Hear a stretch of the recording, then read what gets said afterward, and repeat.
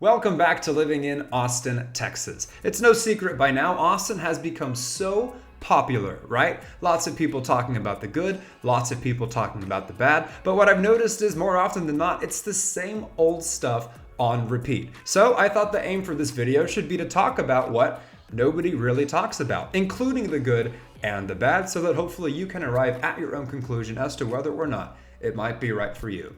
Stay tuned.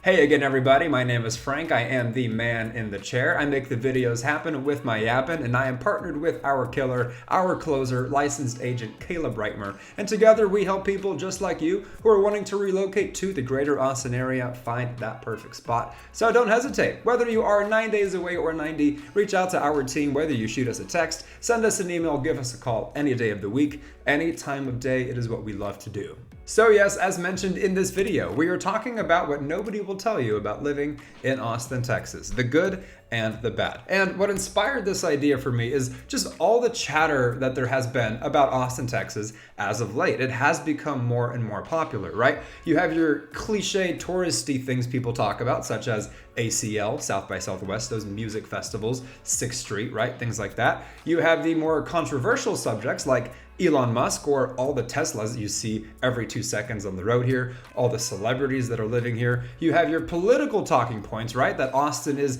this liberal hub, this blue dot in a sea of red. And you have your not so good talking points as well, like the rise in crime, the rise in homelessness, right? The decreasing affordability. All of those things are true, but they're all things that we've heard a number of times by now.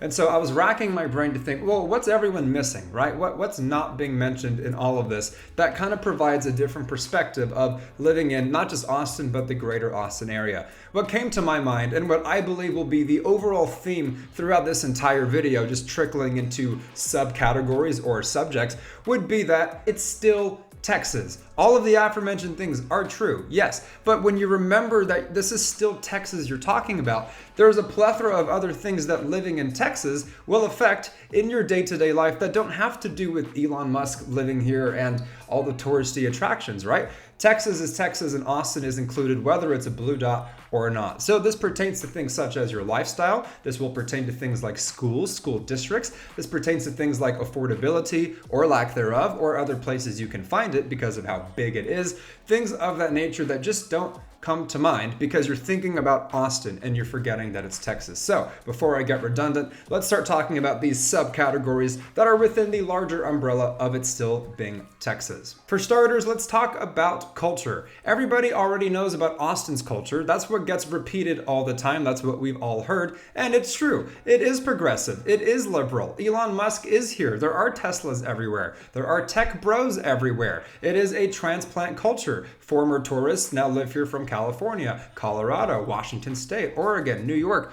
All of that stuff is true. But that will only be your experience if you live in that bubble and never leave, which is very unlikely unless you just get a place on West 5th and you just walk to your Trader Joe's and that's your existence of Austin. The thing is, a majority of people who relocate to the greater Austin area, in my experience helping them do so, don't even live downtown. They live in the greater area and then they dabble recreationally downtown, so their experience is largely more Texan than it is Austin. So what does that mean if your experience is more Texan? Well, in Texas, it's going to be different. Yes, from Austin, as already mentioned, but I'm talking more about whatever state you may be coming from. Let's use the Northeast, for example, not to pick on the Northeast, but in the Northeast, in my experience, having been there, things are very crammed together.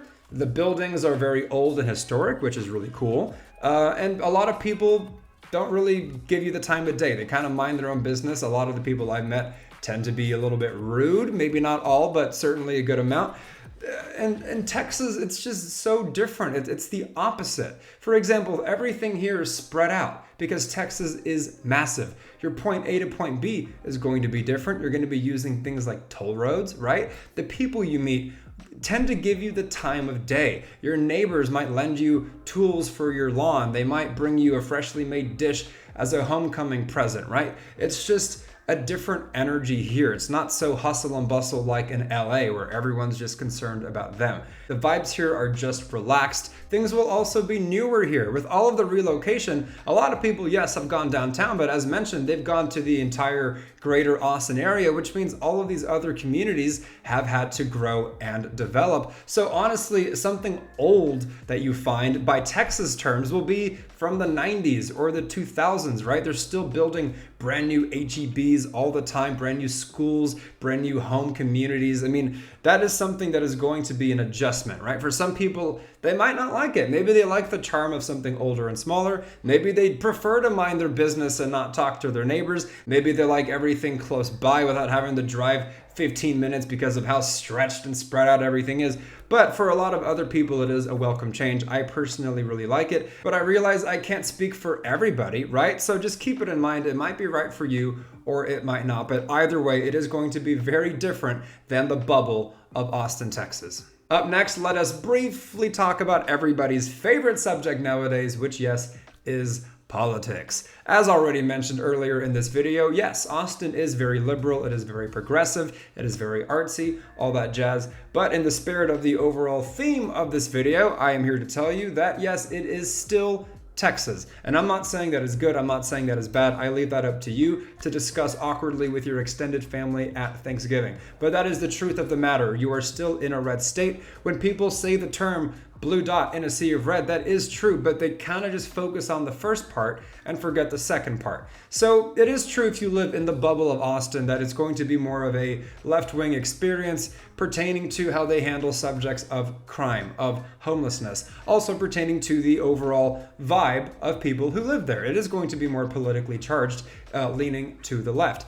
But I think there's a disconnect with some people because while those more secular specific subjects are true, crime, homelessness, etc., the larger things at play, right, which I won't get into in this segment, but I'm sure we all know what they are, they still exist. They're still there. It doesn't matter if you live in the most liberal place on earth. If it's a red state, it's a red state. So for some people that is excellent, and that's good because they might be coming from a blue state that has gotten very bad and they want to live in a red state, so yay. Or maybe they're going from a blue state and they don't want the change of a red state, so they want more blue. In that case, Austin's great for you, right? But it's just one of those things, right? For some people, it's perfect. For others, it's not. You know, the way we handled COVID 4 years ago was 5 years ago now, wow, was very controversial, right? I mean, Texas was against mandating the vaccine. It was more loosey-goosey with the whole mask thing, right? I had friends in other states telling me that is very different where they live, in Colorado, for example. So just keep that in mind. I know COVID is long gone, but that's a good example to use about how no matter how blue your city might be, you're still in Texas. You got to take a drink every time you hear me say that, but it's just what nobody talks about, and I'm here to relay it. So the more you know. Moving right along, let's talk about a subject that surely never comes to mind when people are either thinking or talking about living in Austin, Texas. And that subject is the schools, which I guess sounds boring or in some cases irrelevant depending on generation, right? A lot of people talk about the music festivals, Elon Musk, the celebrities, the museums, the progressive culture, all that. You're not going to think to bring up the subject of schools, but here's the thing. As mentioned, take a drink. This is still Texas. And Texas takes its public school districts so freaking seriously, you guys have absolutely no idea. In my travels or friends I've made in other states, I have heard horror stories of their public school experiences. I've heard about still using chalkboards. I've heard about outdated technology. I've heard about the stairways having homeless people in them, things like that, that for me, as someone who grew up in the public school system in the greater Austin area, it's like a nightmare. It's just night and day. It's completely different. Here in Texas, it might as well be private schools, right? Just without the uniforms.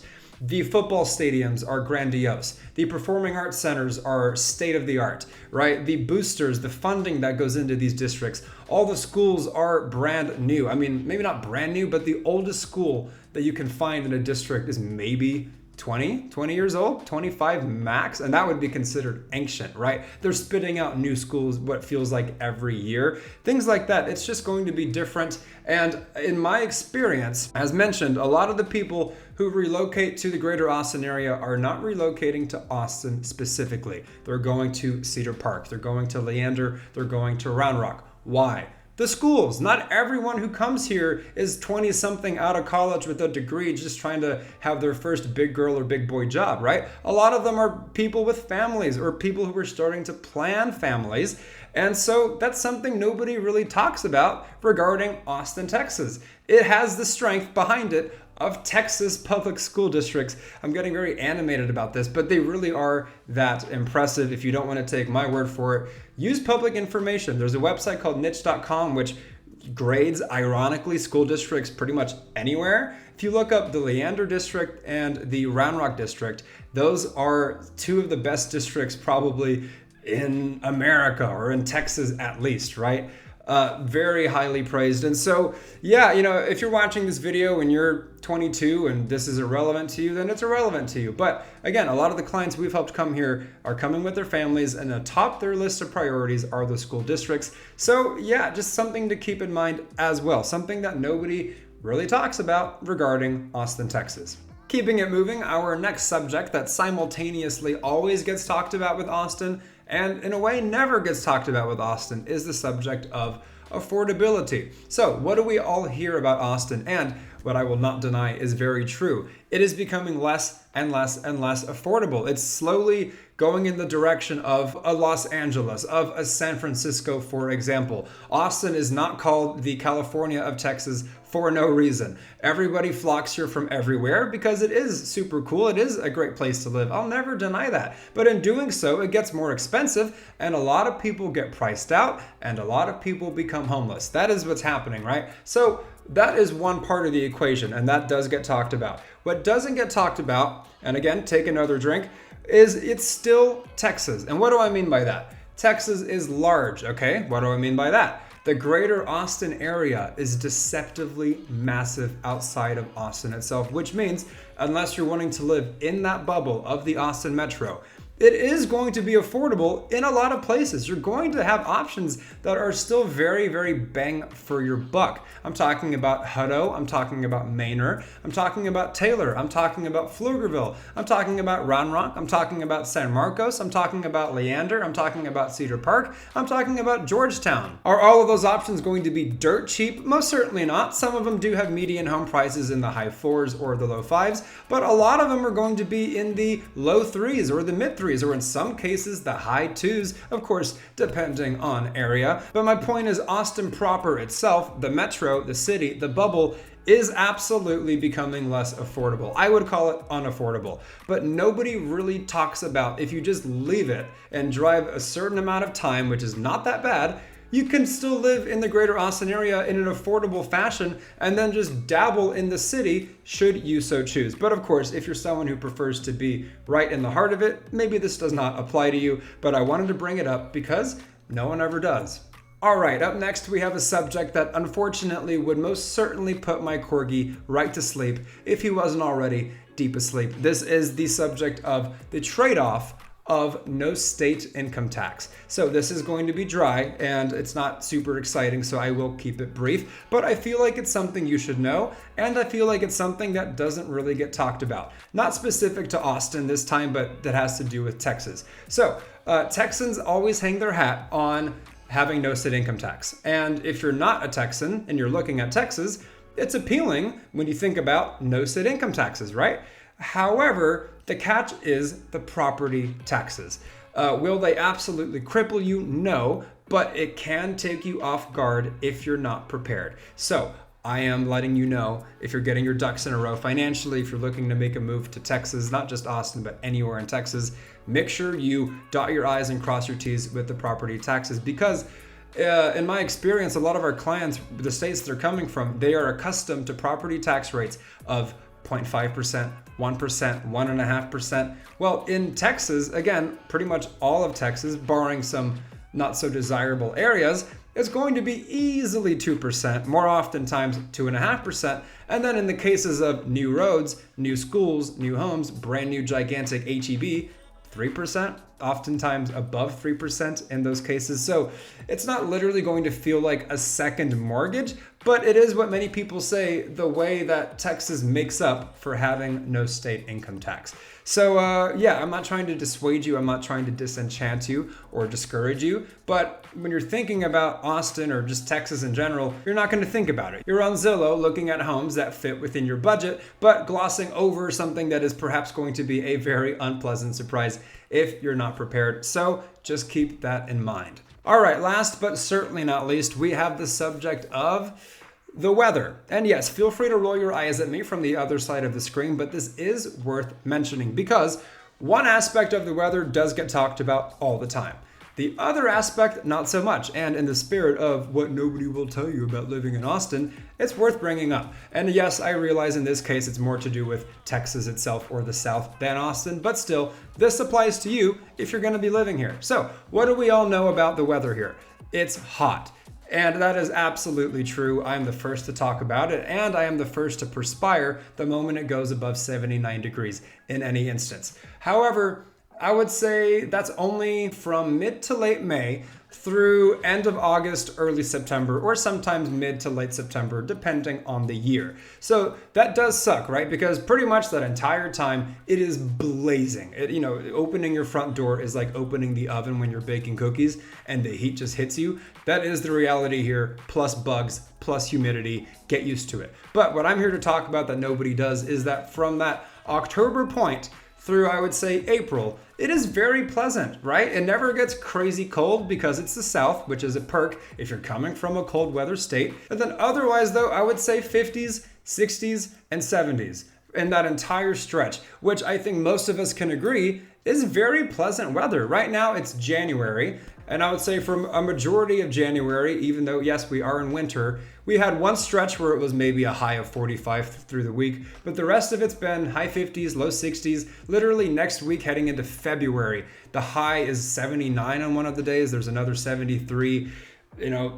Part of me does wish that it felt more cold, right? I like snow. I would like for it to be snowing when I'm listening to Bing Crosby, but alas, I'm also not going to complain with gorgeous weather at a time of year where most people are shivering their bones off. So, in defense of the South, keep that in mind. But yeah, I'm also, to be fair, I don't mean to gloss over just how hellacious it really is in those summer months. For some people, they can deal. For other people, they can't. For some people, it's worth holding out for the rest of the year. For other people, it's just not. So yeah, keep it in mind, and the more you know.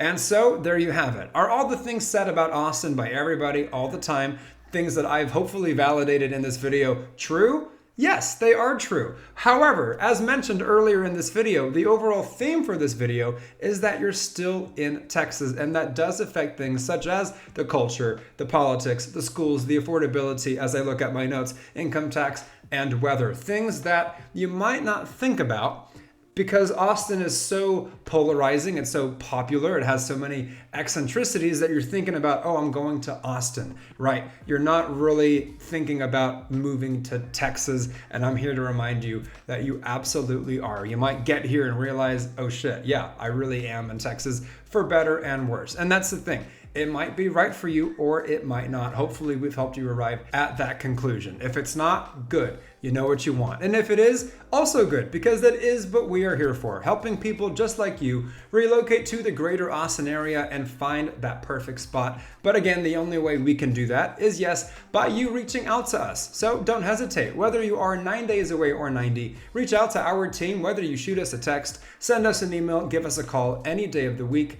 Any time of day, it is what we love to do. And in case you're new here and haven't been able to tell by now, on this channel we talk about living in Austin, Texas, the greater Austin area, the good and the bad. So if you haven't already, consider subscribing to the channel and ringing that little bell to get notified anytime we put out a new video. Let us know your thoughts in the comments down below. Click the like button if we've been providing any value for you. Share it with anybody you know. And until the next one, you guys, my name is Frank. This is Living in Austin, Texas, and we will absolutely catch you later.